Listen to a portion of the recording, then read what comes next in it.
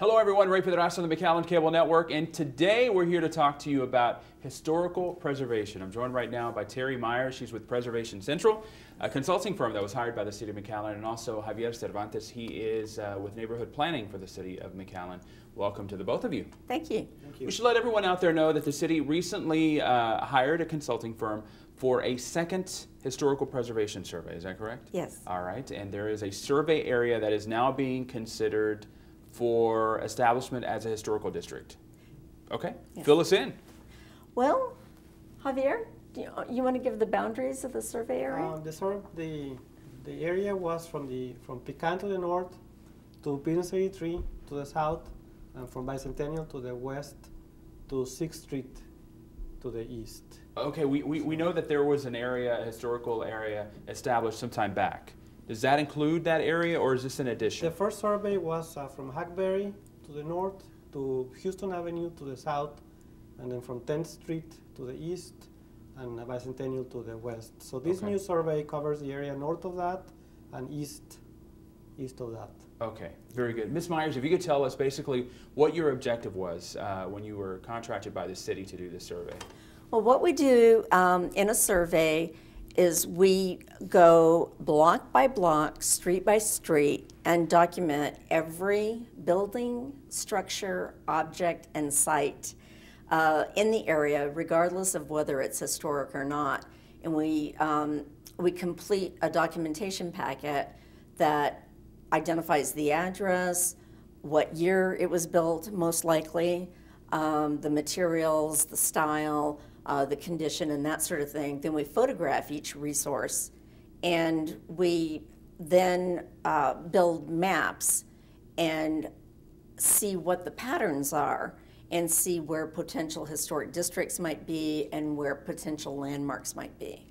So that's the basic thing. We have a pedestrian survey where we go out and look at every single building in the survey area and document it fully, and then try to see what patterns might suggest an eligible historic district. And we looked at about 1,000 buildings in this area. Wow. Yeah. Okay, and I think we were talking off camera that you began in from April to July? Yes.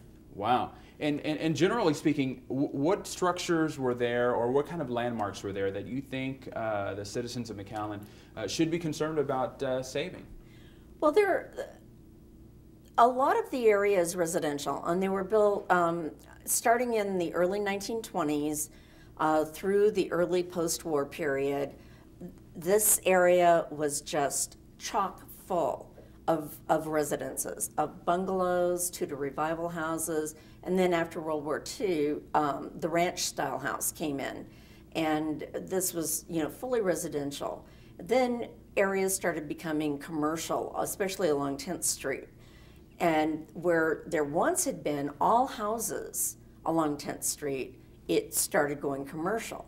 And if people in these neighborhoods that are in the survey area want to preserve their residential character, they should consider historic zoning, because that would help maintain the size and scale and style of houses and make sure that their neighborhoods stay historic into the future. Now that's for neighborhood planning.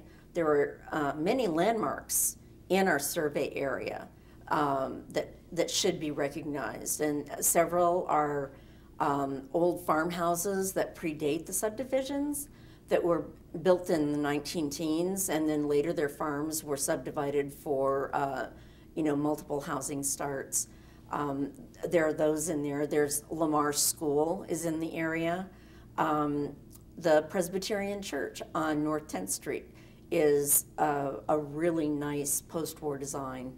So those are some of the landmark, possible landmark subjects. And you know what, I think a lot of times we pass through these neighborhoods and we really don't pay a lot of attention, but you're right, there's a lot of history there. Right. And Javier, why is it so important, do you think, as a city, for us to preserve our history? Well, the old buildings are what make McAllen unique.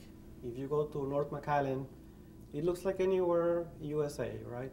It's typical shopping centers and big retailers. But if you go to the old McAllen, that's where you see the unique buildings that makes us different from all the other towns in the area and the United States and even the world.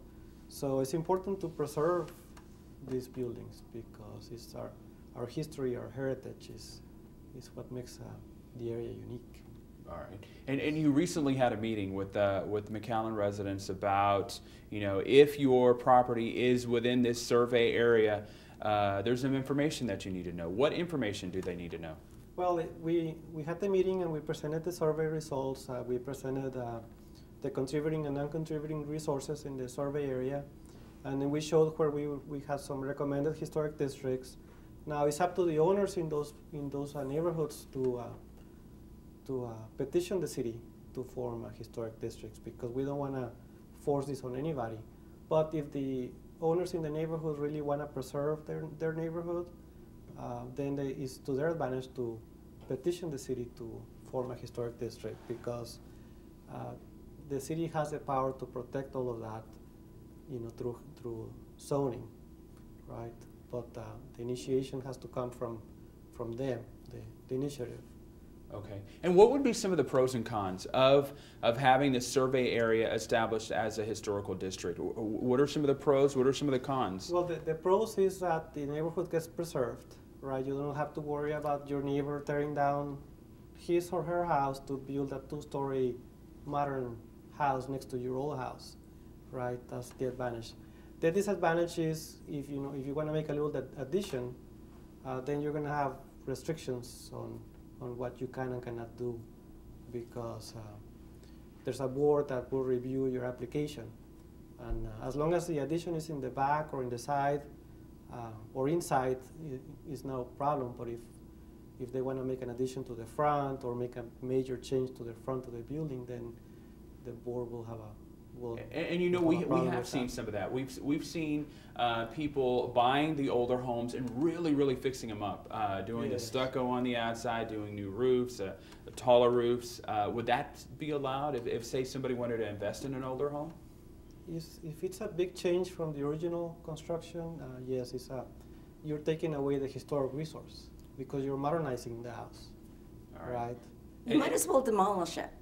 I mean, really, fact be told, if you wanted to, if there's a one-story house there that was built, you know, in the 1930s, say, and you want to change it so much that it no longer looks like a historic house, you should probably build a house in a new subdivision or in a new area.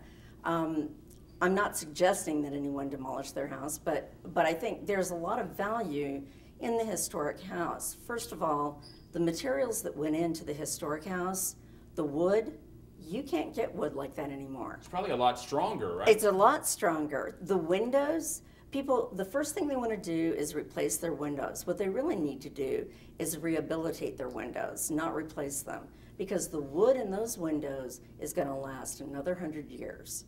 And that's not the case with a modern window. Double pane window, 15 years max. You know, you're going to be investing in another set of windows. The brick, the load-bearing brick houses that are these ranch houses in the neighborhood, people aren't making those anymore. There is real ecological value. This is a green issue. Historic preservation is progress. It's saving the best of the old. And you know, new construction has its place, but it shouldn't impact adversely on the historic neighborhoods that really do contribute to the character of the city. What other cities in our area have you seen do what McAllen is doing? Or is this a trend, would you say, in cities moving to historical preservation? Javier? Well, you know, I think in the Valley we're the leader. I think. Okay. Well, also Brownsville are big on historic preservation. But if you go to upstate, some of the older towns, Fredericksburg in central Texas, and a lot of some of the old quaint towns, that's the draw to go to those places. Is the historic districts, and you go there and you feel like you go back in time. Right. Some of the neighborhoods that she surveyed, in my opinion, is some of the more charming neighborhoods that we have. It's just gorgeous. With the big trees. Big trees, a lot of what we did on our survey, we were talking earlier about doing the survey in July. We would run from tree to tree, from shade to shade, but there was a real good tree canopy there, and it's peaceful, and it really has its own charm, and I think that preserving these neighborhoods, you don't have to live in the past. The first thing I did when I bought my 1928 house was put in air conditioning, It also didn't have heat. The only heat in my house was a fireplace, so we put in central air and heat. We sheetrocked it and made it livable for the modern world. But from the outside, it looks like the charming bungalow that it was in 1928. Nice. And the wood has never had any damage. I've lived there for over 20 years, and the windows are perfect and everything. It doesn't need to be remodeled. It is what it is, and it's a good thing. Very good. Javier, so if we live in the area, in the survey area, and I haven't been contacted with the city, you're actually asking them to contact us, right? Contact the city. Yeah, if you missed the meeting, but you're still interested in preserving your house or your building, or even if you're outside the survey area, call me or pay me a visit at City Hall, and I'll explain the program and what the city has to offer. Got it. Next question that someone is going to ask is it going to cost me anything? No, I mean, there's no cost to get designated. Will there be historical markers anywhere designating the areas? If you get a city landmark designation, the city provides a marker, like a bronze plaque. If it's a historic district, the city puts up a sign identifying the historic district, so there's really no cost to the property owners. Got it. Ms. Meyers, anything else that you think we would share with our audience about the survey? I just think it's a win-win. I think if these neighborhoods, there's a difference between city designation as a historic district and National Register, but they can go hand in hand. And it's an honor to have your neighborhood identified and designated as a historic district.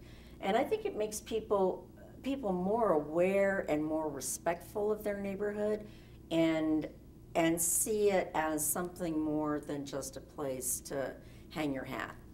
I think it's an all-around good thing. And I think studies also have shown that properties inside historic districts have more value than properties just outside historic districts. So it improves your property values. Okay. And once again, east to west, north to south, what are the boundaries of the survey area? It's from 6th Street to the east, Bicentennial to the west, Pecan to the north, and Business 83 to the south. Okay, got it. All right, now if I do live in that survey area, where do I call? Call Planning Department, Xavier Cervantes, 681-1250. All right, 681-1250. All right, very good. Anything else we should mention before we go? Did we cover it all? I think so. Right. Now, you've covered it all when you go out with me, going block by block, street by street in July. You've covered all 1,000 structures, right? Yeah. All right, very good. Ms. Terri Meyers, thank you so much. Thank you. Xavier Cervantes, thank you. Thank you. All right, and as always, we thank you. I'm Ray Pedraza, and this is the McAllen Cable Network.